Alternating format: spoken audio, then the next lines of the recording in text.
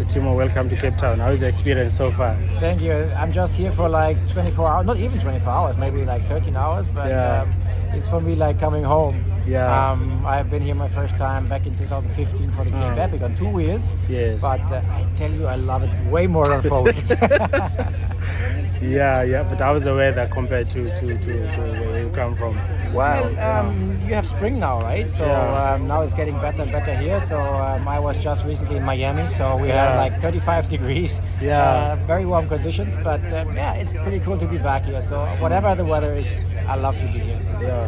No, very nice. But now, how has been the transition now from petrol to electric? How's the experience in between the two?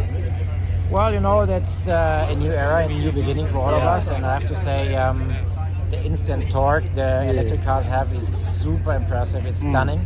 Of course, I totally get the criticism on the sound side. Because I'm also kind of a petrol head still, I can tell.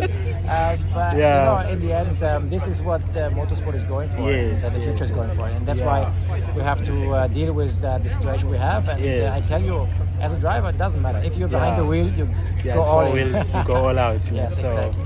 Yeah, and also like obviously you're gonna miss that anti-lag when you go from and all those 500 bhp cars this is all at giving once. You goosebumps when you hear the anti-lag. But the instant you're gone. Yes, definitely. But I tell you that it's fun to drive the cars, and it's super quick, I can tell you, and in general, by lap times, the electric cars on the same circuits, which is just 1 kilometer roughly on rallycross, it's around like 1 second, 1.5 seconds quicker than the normal combustion engines before. So you see, even though being way heavier than the cars before, the batteries and stuff, the power is so big compared. It's around 700 horsepower we're talking about. So that's a lot of power. That's like 500 power. kilowatts. Yes. It's a lot. So, but now, what can you tell the fans? What can they look for towards your racing this weekend? Well, to be honest, if I would be here in Cape Town, in your case, I would come to the site, to the racetrack, Saturday, Sunday for sure. We have a double header, double points, double everything. So, and this time, for the first time in the World Championship, we have similar cars between all our drivers. So I think the field will be even closer. It will be even harder because there's no big differences from the car side. And the target is to leave the line first and to dive in first into turn 1. But that's the plan for everyone. So I think we should be around turn 1. This is the hot spot to stay. The joker levels. But now, among the drivers, which one are you actually gunning for?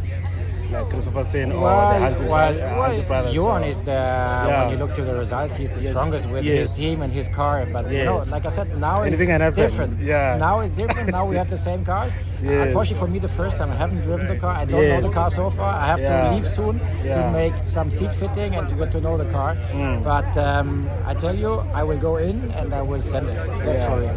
But obviously you get times in between, like to practice, to learn the car, to learn the track. Of course. So now, before the race weekend starts, so I'm heading over to the track and I will take care about the car, talk about setup, talk about what our plan is, our running plan for the free practice sessions, and then we have to collect as much data and information as possible, and then we do the track walk, we go around and we see the track. I know the track well. I don't know. Anyway, it's changing always a little bit because we had heavy rain before here in Cape Town, but it's the same for everyone. So just analyze the track, make a good car setup, and deal with the car as good as possible. But obviously there won't be traction issues because there are twin motors, there's motors in front and at the back. Exactly. So you will have obviously. Of course, with 4-wheel driven cars, there's always enough grip to pull you out of the corner. And of course, you can even set up the power you supply to the front or to the rear motor. So you can fine tune even this. So if the car is a bit too much over rotating on the exit and having a bit of oversteer, you tune the power back, push it more to the front or stuff like this. So there's a lot of more topics to deal with compared to the combustion engine before. No, all the best, Timo. Thank you very much for having me. Have a great time. Stay safe. Ciao. Thank you.